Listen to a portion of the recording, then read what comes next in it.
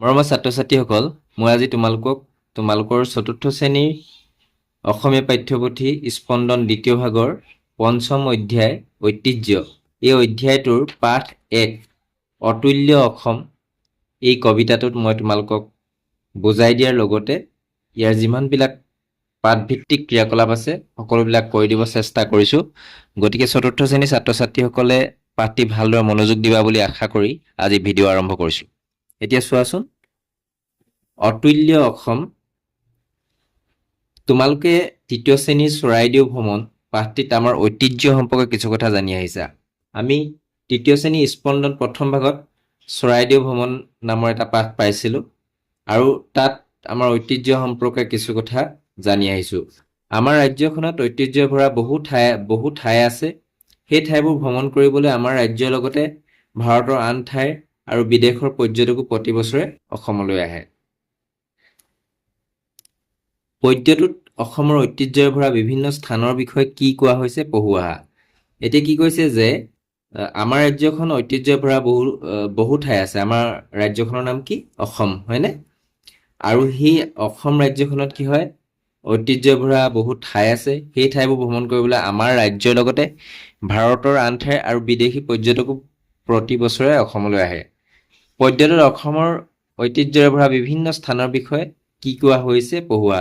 এই অতুল্য অসম পদ্যটোত আমাৰ অসমৰ ঐতিহ্যৰে ভৰা বিভিন্ন স্থানৰ বিষয়ে কৈছে আৰু আমি এই পদ্যটো পঢ়িলে গম পাম। এতিয়া চাওঁ, পঢ়ো আৰু আবৃত্তি কৰোঁ আহা।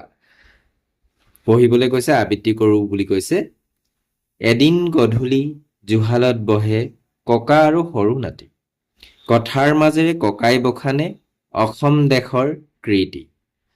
ভীষ্মক ৰজাৰ কুণ্ডিল নগৰ পূব দিশে অসমৰ, চৰাইদেউত মৈদাম আছে আহোম ৰাজত্বৰ।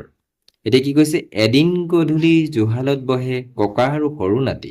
এদিন গধূলি জুহালত ককাক আৰু সৰু নাতিক বহি আছে। কথাৰ মাজে ককাই বখানে অসম দেশৰ কীৰ্তি। কথাৰ মাজে ককাই কি কৰে? প্ৰশংসা কৰে। বখানে মানে প্ৰশংসা কৰে অসম দেশৰ কীৰ্তি, অসম দেশৰ যি গৰিমা, অসম দেশৰ যি খ্যাতি, সেই খ্যাতিৰ বিষয়ে প্ৰশংসা কৰিছে। ভীষ্মক ৰজাৰ কুণ্ডিল নগৰ পূব দিশে অসমৰ। ভীষ্মক ৰজাৰ কুণ্ডিল নগৰ, ভীষ্মক ৰজা কুণ্ডিল নগৰ মানে শদিয়াত কথা কৈছে। পূব দিশে অসমৰ, তাত ভীষ্মক ৰজা আছিল, হয়নে? শদিয়াত পূব দিশে অসমৰ, আৰু সেই শদিয়া কোন দিশত আছে? পূব দিশে আছে বুলি কৈছে। চৰাইদেউত মৈদাম আছে আহোম ৰাজত্বৰ। চৰাইদেউত মৈদাম আছে আহোম ৰাজত্বৰ। চৰাইদেউত কি আছে বুলি কৈছে? মৈদাম আছে বুলি কৈছে। আহোম ৰাজত্ব, সেই চৰাইদেউৰ মৈদামবিলাক কি হয়? আহোম ৰাজত্ব, আহোম ৰজাসকলৰ মৈদাম, সেই কথাটো কৈছে। তাৰপিছত আকৌ দ্বিতীয় স্তৱকটো কি কৈছে? শিৱসাগৰত ৰংঘৰ আছে আৰু কাৰেংদল, আজান পীৰৰ দৰগাহত বয় সম্প্ৰীতিৰে ঢল।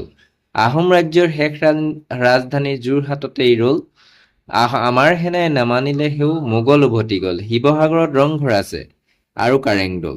শিৱসাগৰত কি আছে বুলি কৈছে? ৰংঘৰ আৰু কাৰেংঘৰ আৰু দৌলবিলাক আছে বুলি কৈছে। আজান পীৰৰ দৰগাহত বয় সম্প্ৰীতিৰে ঢল। আজান পীৰৰ দৰগাহত কি হয়? আমাৰ দিখৌ শৰাগুৰি শিৱসাগৰৰ শৰাগুৰি চাপৰিত আছে। কি হয়? সম্প্ৰীতিৰে, মানে তাত হিন্দু মুছলমান বিভিন্ন ধৰ্মৰ যি মিলন, সমিলমিলেৰে যি ঢল বয়, সেই কথাটো কৈছে। আহোম ৰাজ্যৰ শেষ ৰাজধানী যোৰহাটতেই ৰল। আহোমৰ শেষ ৰাজধানী ক'ত হৈছিলে? যোৰহাটত।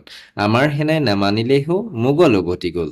আমাৰ সেনাই নামানিলে হেও মোগল উভতি গল। আমাৰ সেনাই মানে আহোম সেনাই কথা কৈছে, হেও নামানিলে, আৰু মোগল, আহোমৰ যি পৰাক্ৰম, সেই পৰাক্ৰমত তিষ্ঠিব নোৱাৰি মোগল উভতি গল বুলি কৈছে। তৃতীয় স্তৱকটো চাওঁ। সংস্কৃতিৰ পীঠ মাজুলী ৰাস পৃথিৱীতে জনাজাত, মৃৎশিল্পখ্যাত শালমৰা গাঁও আছে জিলিকি তাত। ঢকুৱাখানাৰ মুগা ফাট বিহু, নৰোৱা বাসুদেৱ থান, লেটেকু পুখুৰী মাধৱদেৱৰ আবিৰ্ভাৱৰ স্থান। শোণিতপুৰত আছে অগ্নিগড়, বানৰ গৰিমা গাই, আমাৰ গৌৰৱ কাজিৰঙাখন বিশ্ব ঐতিহ্যৰ ঠাই।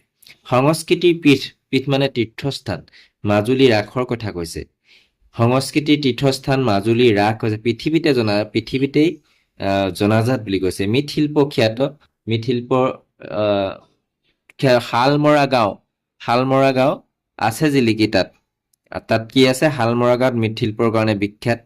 ঢকুৱাখানাৰ মুগা ফাট বিহু নৰুৱা বাসুদেৱ থান। ঢকুৱাখানাত কি মুগাৰ কাৰণে বিখ্যাত বা ফাট বিহুৰ কাৰণে নৰুৱা বাসুদেৱ থানো।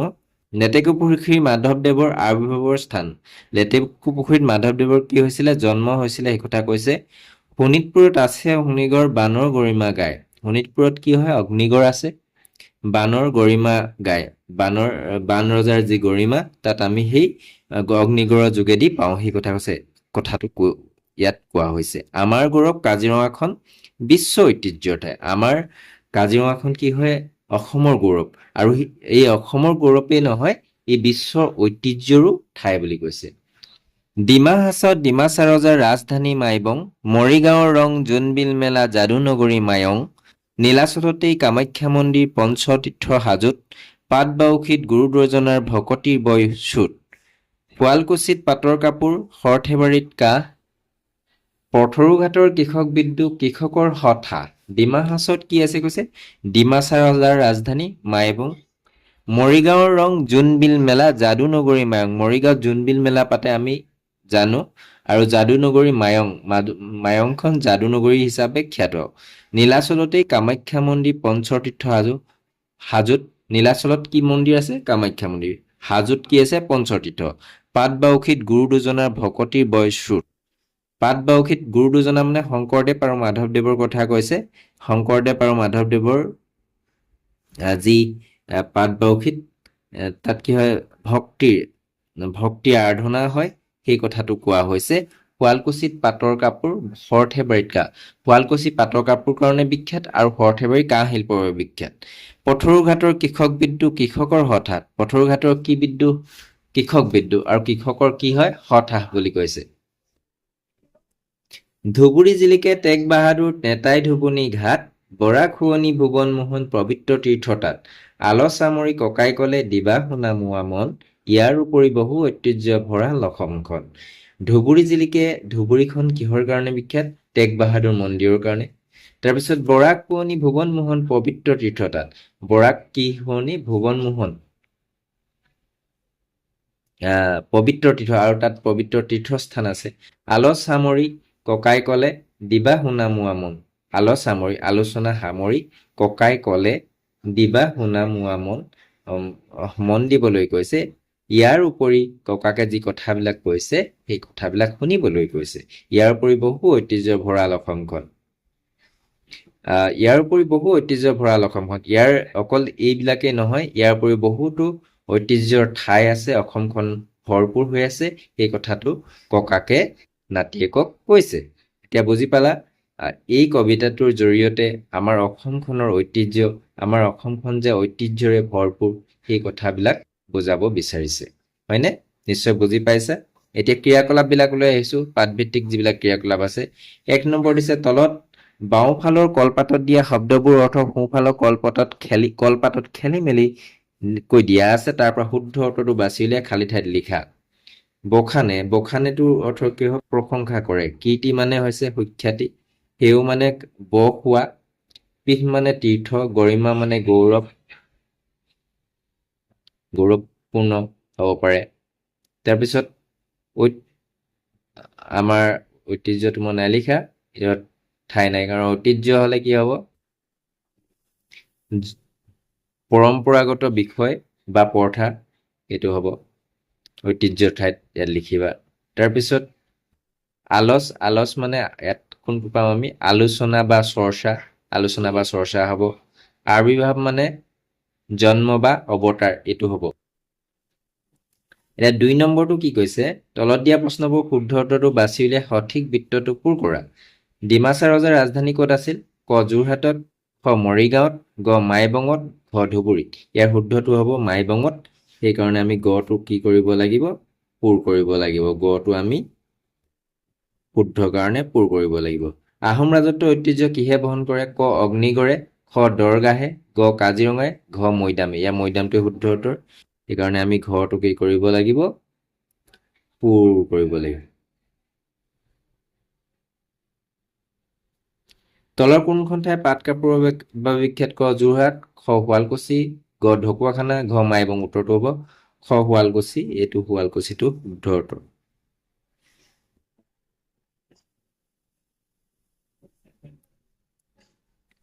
তিনি নম্বৰ প্ৰশ্নটো কি দিছে? তলত দিয়া প্ৰশ্নকেইটা উত্তৰ কোৱা আৰু লিখা। তলত দিয়া প্ৰশ্নকেইটা উত্তৰ কোৱা আৰু লিখা। 3 নম্বৰটো কি দিছে? ক দিছে আহোম ৰাজ্যৰ শেষ ৰাজধানী ক'ত আছিল? উত্তৰটো কি হ'ব? আহোম ৰাজ্যৰ শেষ ৰাজধানী যোৰহাটত আছিল। আহোম ৰাজ্যৰ শেষ ৰাজধানী যোৰহাটত আছিল। খটো মৃৎশিল্পৰ বাবে বিখ্যাত গাঁওখনৰ নাম কি? উত্তৰটো কি হ'ব? মৃৎশিল্পৰ বাবে বিখ্যাত গাঁওখনৰ নাম শালমৰা। গটো কি কৈছে? মাধৱদেৱৰ ক'ত জন্মগ্ৰহণ কৰিছিল? উত্তৰটো মাধৱদেৱে ক'ত জন্মগ্ৰহণ কৰিছিল? উত্তৰটো হ'ব মাধৱদেৱে লেটেকুপুখুৰীত জন্মগ্ৰহণ কৰিছিল।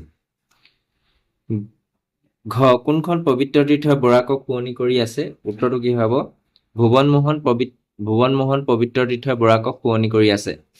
ঙ ককাকে সোণামুৱা বুলি কাক সম্বোধন কৰিছে? ককাকে সৰু নাতিয়েকক সোণামুৱা বুলি সম্বোধন কৰিছে। সৰু নাতিয়েকক সোণামুৱা বুলি সম্বোধন কৰিছে। নাতিয়েকক বুলি ক'লেও হ'ব, বা সৰু নাতিয়েকক কৈছিলে কাৰণে মই সৰু নাতিয়েকক বুলি লিখি দিছো। 4 নম্বৰটো প্ৰশ্ন কি দিছে? লিখো আহা। ক পাট বাউসীত গুৰু দুজনা ভক্তিৰ বয়সোৎ। এতিয়া ক পাট বাউসী ক'ত? পাট বাউসীটো ক'ত আছে কৈছে? পাট বাউসী ক'ত আছিলে? উত্তৰটো হ'ব পাট বাউসী অসমৰ বৰপেটা জিলাত অৱস্থিত। পাট বাউসী অসমৰ বৰপেটা জিলাত অৱস্থিত। গুৰু দুজনা বুলি কাৰ কাৰ কথা কোৱা হৈছে? উত্তৰটো কি হ'ব? গুৰু দুজনা বুলি শংকৰদেৱ আৰু মাধৱদেৱক কোৱা হৈছে। ভক্তিৰ বয়সোৎ মানে কি বুজোৱা হৈছে? ইয়াত উত্তৰটো কি হ'ব? ভক্তিৰ বয়সোৎ মানে ভক্তিৰ ধাৰা অবিৰতভাৱে বৈ থকা, অৰ্থাৎ মানুহৰ অন্তৰত গুৰু দুজনাৰ প্ৰতি থকা গভীৰ প্ৰেম, শ্ৰদ্ধা আৰু ভক্তিৰ নিৰন্তৰভাৱে প্ৰকাশ হোৱা বুজাইছে। এইটো ধুনীয়াকে তোমালোকে এনেকে লিখিবা। এবাৰ আহিছো 4 নম্বৰ খ প্ৰশ্নটোলৈ। কি কৈছে? আজান পীৰৰ দৰগাহত বয় সম্প্ৰীতিৰে ঢল। আজান পীৰৰ দৰগাহ ক'ত আছে? উত্তৰটো কি হ'ব? আজান পীৰৰ দৰগাহ অসমৰ শিৱসাগৰ জিলা সৰাগুৰি চাপৰিত আছে, অৱস্থিত বা আছে লিখিলেও হ'ব। তাৰপিছত কি কৈছে? সম্প্ৰীতিৰে ঢল মানে কি বুজোৱা হৈছে? সম্প্ৰীতিৰে ঢল মানে সকলো ধৰ্মৰ মানুহৰ মাজত থকা মিলাপ্ৰীতি, ভাতৃত্ববোধ আৰু একতাক বুজোৱা হৈছে। এনেধৰণে ধুনীয়াকৈ লিখিবা। 5 নম্বৰ প্ৰশ্নটো কি দিছে? মিলাও আহা। ক অংশৰ লগত খ অংশ মিলাবলৈ দিছে। ভীষ্মক ৰজাটো মিলিব শংকৰ কুণ্ডিল নগৰ। আজান পীৰৰ দৰগাহ শিৱসাগৰ। মৈদাম চৰাইদেউ। 7 বিহু ক'ত পাইছিলো আমি? কবিতাটোত পাইছিলো ঢকুৱাখানাত। যাদুনগৰী মায়ং। টেগ বাহাদুৰ ধুবুৰী। কৃষক বিদ্ৰোহ পথৰুঘাট। এনেধৰণে আমি মিলাব লাগিব। 6 নম্বৰ প্ৰশ্নটো কি দিছে? পদ্ধতিত থকা ঠাইৰ নাম তলৰ শব্দজালত বিচাৰি ঘেৰ দিও আহা। এটা কৈ দিছে শুৱালকুছি, আৰু কি পাইছো আমি? ঢকুৱাখানা।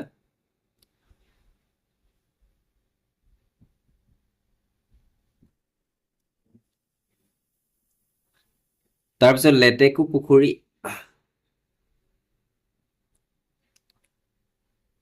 তাৰপিছত কি হয়?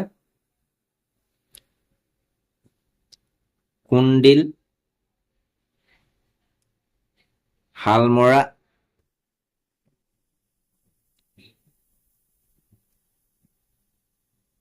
পাট বাউসী। এইটো এটা আমি পাইছো। এনেধৰণে আমি আৰু তোমালোকে কি কি পাবা নিজে বাছি উলিয়াই লিখিবা। তাৰপিছত ইয়াত ব্যাকৰণ ভাষা অধ্যয়নৰ লগত কিছুমান ক্ৰিয়াকলাপ দিছে, চাওঁ।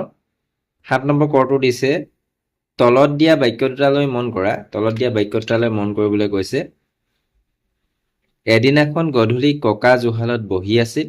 এদিনাখন গধূলি নাতি জুহালত বহি আছিল।